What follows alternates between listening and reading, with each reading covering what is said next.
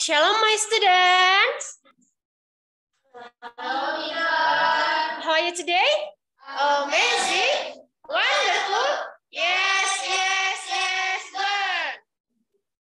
Okay. Today we want to do our daily devotion. So please take your Bible and then sit properly. Ya, baik anak-anak teacher yang di rumah, yang di sekolah ya. Karena kita mau mendengarkan firman Tuhan, fokuskan hati dan pikiran kamu hanya kepada Tuhan. Okay, today Ma'am Ningsi want to lead our devotion. Ma'am Ningsi, time is yours. Oke. Shalom semua. Kemarin saya ada sampaikan satu pekerjaan Roh Tuhan yang ada di dalammu. Ya, kalau anaknya masih ingat itu, saya sampaikan tentang salah satu pekerjaan itu adalah membuat kamu mengerti, membuat kamu menyadari, dan akhirnya bertobat dari kesalahanmu atau dosa-dosamu. Ingat ya nak ya, tidak hanya sampai menyadari, bukan. Ya, sayangnya, oh ya, saya sadar, gitu ya, oh ya oke, gitu kan? Oke udah, bener sampai situ? Enggak, pekerjaan roh itu nggak sampai situ aja, nak. Ya, sampai kamu bertobat. Apa itu bertobat? Tidak mengulanginya lagi. Berubah pola pikirnya dan tidak mengulanginya lagi. Itu bertobat ya nak ya. Ada perubahan. Ya. Repent gitu ya, bertobat. Bertobat itu berbalik dia meninggalkan yang salah tadi. Udah, kemudian dia tidak mengulanginya lagi. Jadi kalau hanya menyesal atau menyadari kesalahan tapi nggak mau berubah, itu belum bertobat namanya. Oke, besok jangan gitu lagi. Sadar nggak kamu salah? Sadar, ma. Ya, bener ya. Ngerti kan kalau itu salah? Ya, ma. Ya, cer. Diulang lagi. Tobat? Tidak. Tidak. Ya, tidak. Silang. Tidak. Bertobat nakku sampai kamu tidak mengulanginya lagi. Nah, untuk itulah kita butuh Roh Kudus tadi. Roh Tuhan. Di Yohanes 1 ayat 12 dikatakan, itu berkali-kali saya sampaikan, untuk kuasa itu kemampuan, kekuatan, ya, keinginan, dan bisa. Itu kalau kuasa, bisa. Nah, kuasa itu hanya bisa diberikan oleh Tuhan. Ya. Kita ini butuh kuasa untuk menjadi anak-anak Allah. Ya. Tidak bisa dengan kekuatanmu, saya nggak bisa, pasti kalah lah. Kita nggak akan mengerti bagaimana menghadapi roh jahat kalau kita nggak melibatkan roh tuh. Beberapa waktu yang lalu saya sudah jelaskan, rohmu ada di dalammu, rohmu lah yang menggerakkan tubuhmu dan seluruh fungsi yang ada di tubuhmu. Kalau rohmu diambil oleh, nah, selain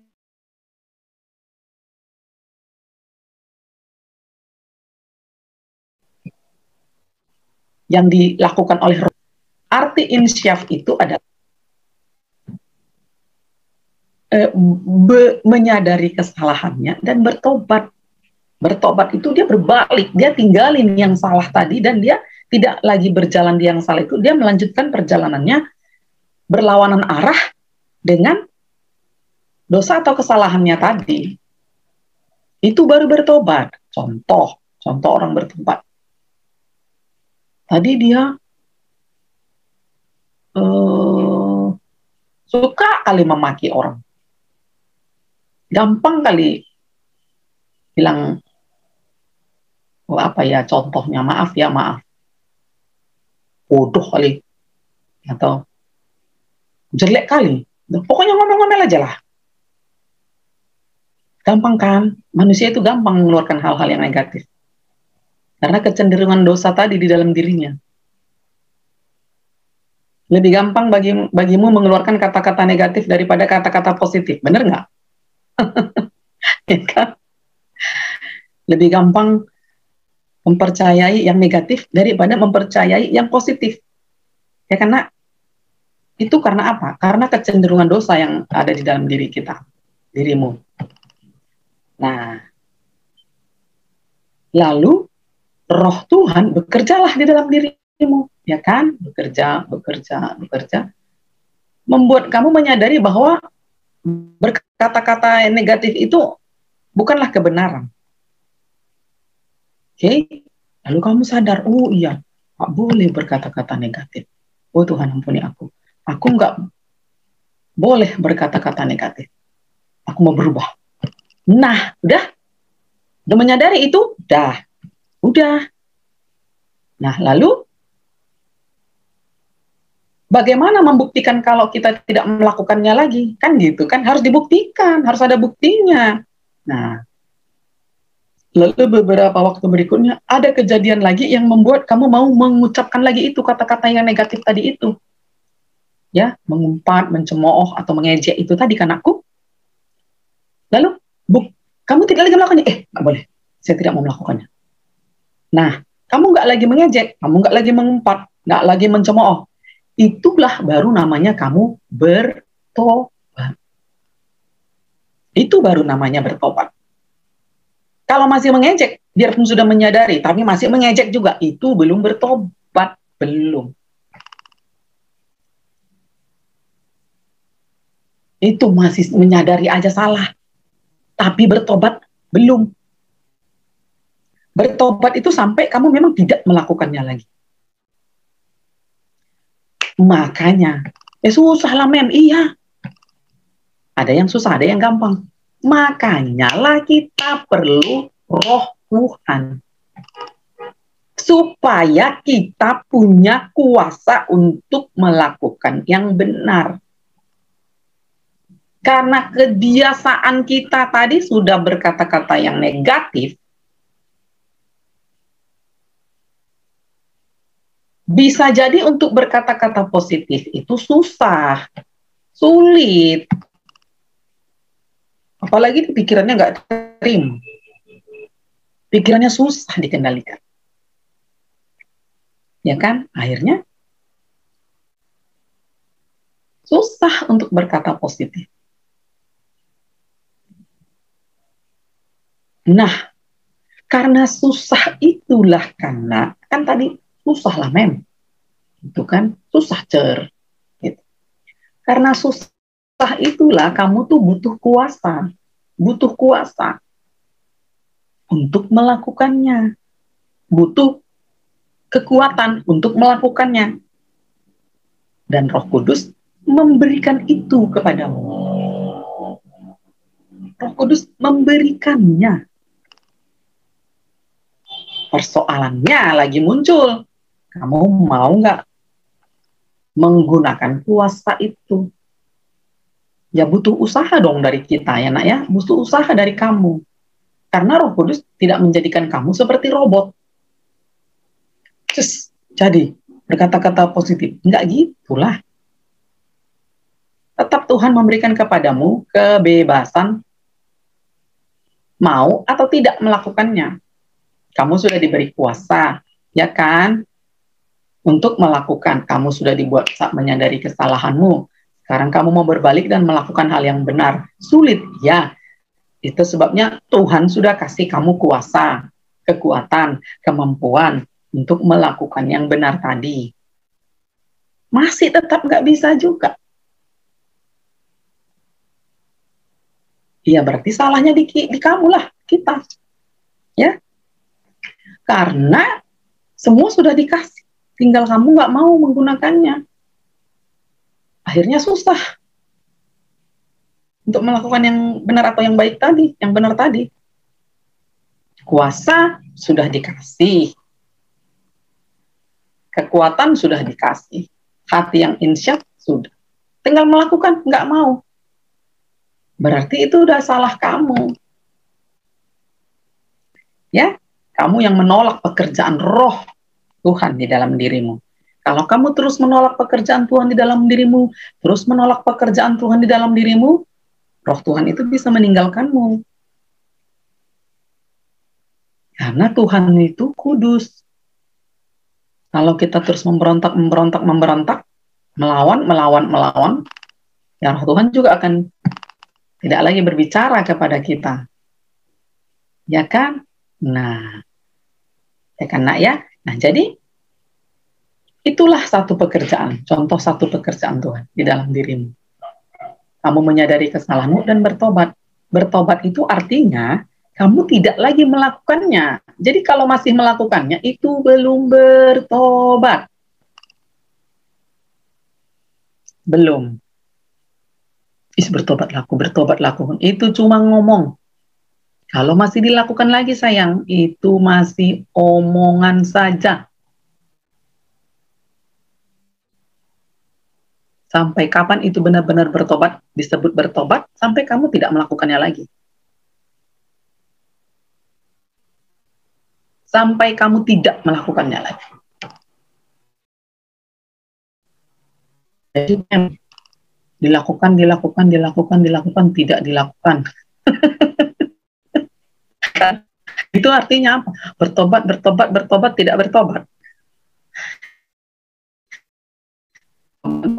tidak bertobat. Itu namanya. Tetap tidak bertobat. Ya kan? Kalau bertobat tidak melakukan titik. Ya, tapi kalau jatuh gimana? Ya bertobat lagi. Tapi nggak ada orang bertobat. Hari ini bertobat, besok jatuh. Bertobat, besok jatuh. Tuhan itu main-main itu namanya. Tuhan juga nggak membiarkan dirinya dipermainkan ya. Akan kena batunya orang yang kayak gitu. Karena Tuhan nggak pernah membiarkan dirinya dipermain-mainkan. Kena batunya itu orang yang kayak gitu. Dia akan mengalami masalah itu. Dia akan mengalami kesusahan kalau model hidupnya kayak gitu. Bertobat. Katanya ya, berdosa lagi. Bertobat, berdosa lagi. Itu nggak bertobat itu namanya. Sayangnya, oke, coba renungkan. Mungkin dalam hidupmu pasti banyak yang harus diubah. Sama, hidup kami juga orang tua, teachernya semua. Terus akan mengalami perubahan. Nah,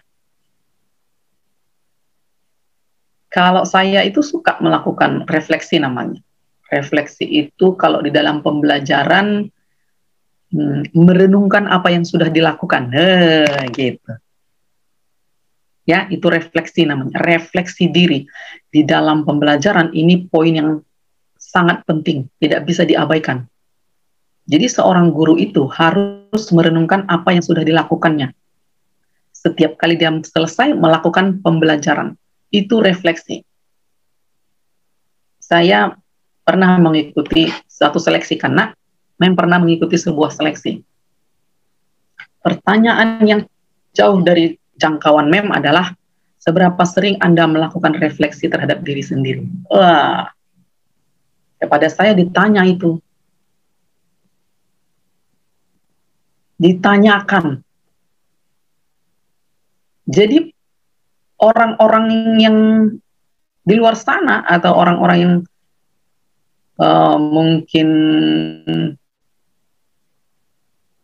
mungkin tidak mempercayai Tuhan Yesus, mereka berpikir bahwa refleksi itu hal yang penting, bahkan sangat penting dalam melakukan sesuatu.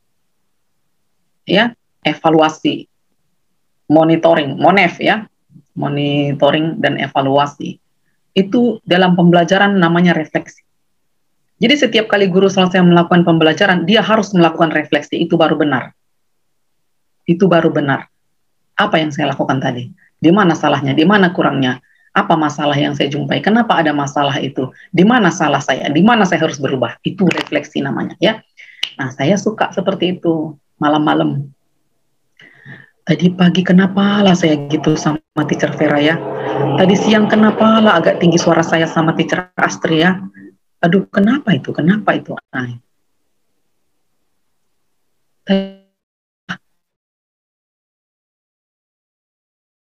bentak itu Abi, dia kan cuma nyapunya nggak bersih, kenapa dibentak? Diajarilah gitu, ya. Nah itu refleksi. Aduh hari ini saya kok saya cuman sebentar.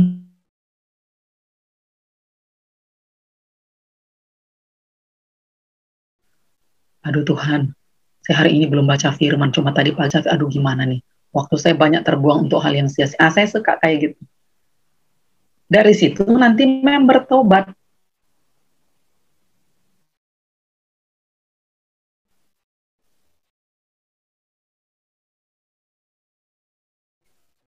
Itu refleksi. Membiasakan, tidak mengevaluasi dirimu, ya susah untuk mengubah dan bergerak majunya susah. Itu pentingnya refleksi. Ya, jadi waktu mem ditanyakan, ada pertanyaannya seperti ini di seleksi itu. Seberapa sering Anda melakukan refleksi? Pernahkah saudara melakukan refleksi? Apa fungsi refleksi itu bagi saudara? Mengapa saudara melakukan refleksi? Apa harapan saudara setelah saudara melakukan refleksi? Wah, refleksi itu tadi, apa namanya tadi saya katakan, Nak? Evaluasi ya sayangnya. Benar nggak yang saya lakukan ya? Gitu kan? Benar nggak ya? Salah nggak tadi ya? Aduh gimana ya? Itu coba dibiasakan.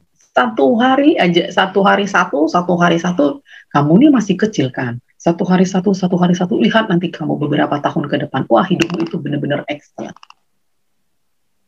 Hidupmu itu benar-benar menjadi contoh, menjadi pola bagi teman-temanmu. Jadi nanti banyak orang mengikutimu, banyak teman-temanmu menanyakan sama kamu, kenapa kamu bisa seperti itu? Kesempatanlah samamu menjelaskan, ya kan?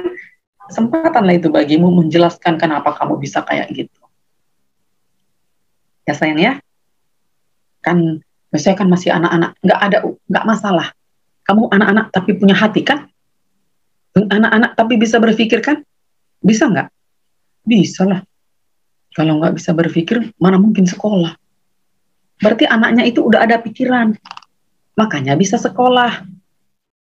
Anaknya juga udah punya hati, makanya bisa sedih, bisa ketawa, bisa nangis, bisa marah. Itu karena punya hati. Kalau hatinya sedih, nangis. Ya kan, kalau hatinya marah, mulutnya ngomel. Kalau hatinya jadi marah, mulutnya ngomel-ngomel. Ekspresi dari marah hatinya, mulutnya ngomel-ngomel. Berarti, biar juga masih anak-anak, nggak alasan untuk tidak bisa melakukan evaluasi tadi. Kan bisa mikir kan? Yang dibutuhkan untuk refleksi kan hati dan pikiran saja. Gak perlu ada yang lain. Apa tadi yang saya lakukan sepanjang hari? Pas berdoa kan, malam-malam mau tidur. Apa yang sudah saya lakukan sepanjang hari ini ya Tuhan ya? Tadi pagi saya melawan mama. Terus saya nggak kerjakan PR. Saya melawan teacher lagi. Terus saya bertengkar lagi sama teman sekelas saya. Karena diambilnya, kamu refleksi tadi, nah evaluasi, merenungkan apa yang sudah dilakukan, lalu bertobat dari situ, kalau memang ada kesalahan. Jangan nggak dilakukan karena masih anak-anak. Pokoknya anaknya ada pikiran toh? Ada. Ada hati toh? Ada. Saya nggak punya pikiran, nggak mungkin lah. Ada pikiran saya loh, cerek. Nggak mungkin, nak. Kalau kamu udah duduk di bangku sekolah, pasti ada pikirannya. Ya kan? Kamu juga pasti punya hati. Makanya bisa merasa sedih. Jadi kamu punya hati dan pikiran. Artinya bisa memikirkan apakah yang kamu lakukan tadi benar atau tidak. Gitu.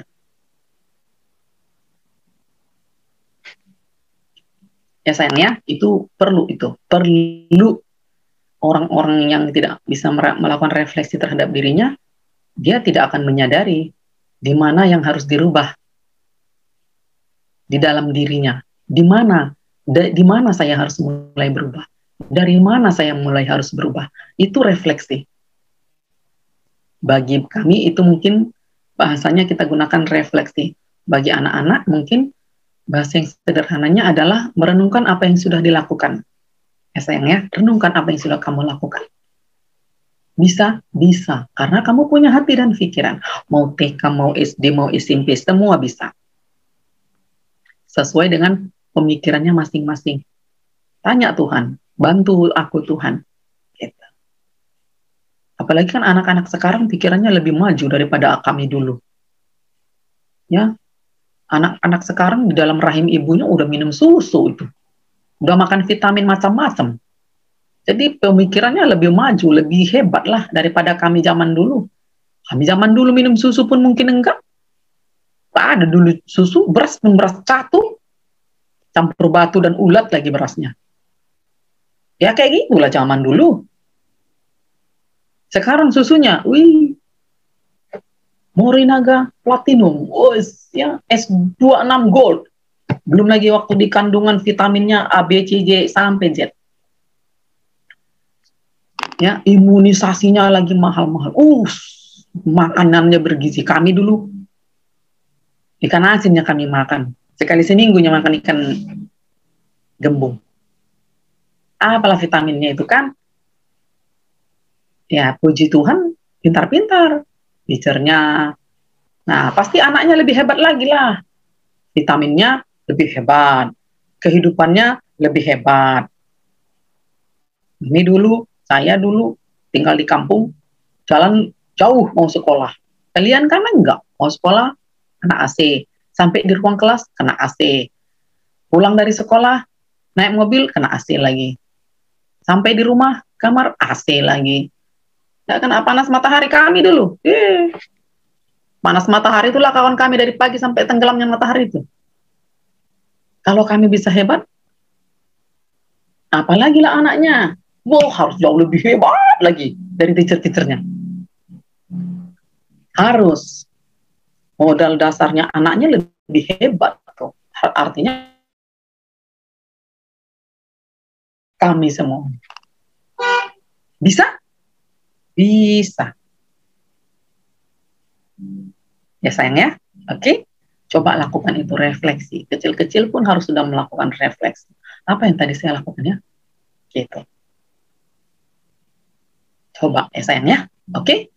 Nah, itu aja dulu. Sampai di sini saya kembalikan kepada Teacher Astri, and God bless you.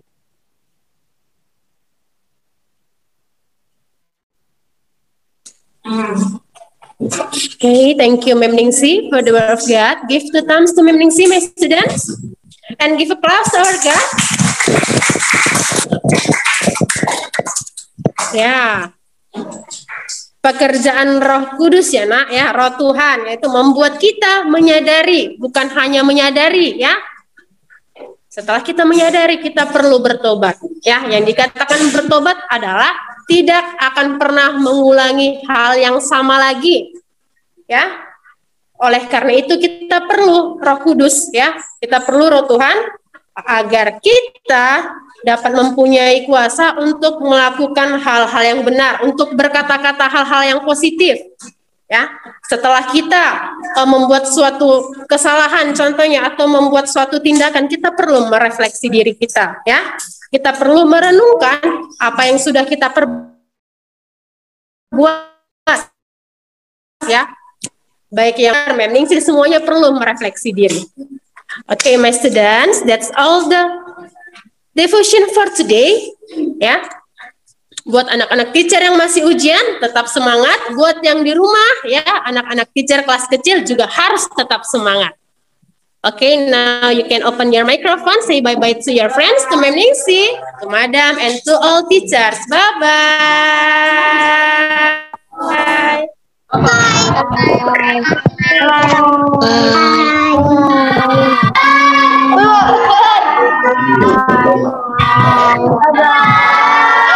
Bye.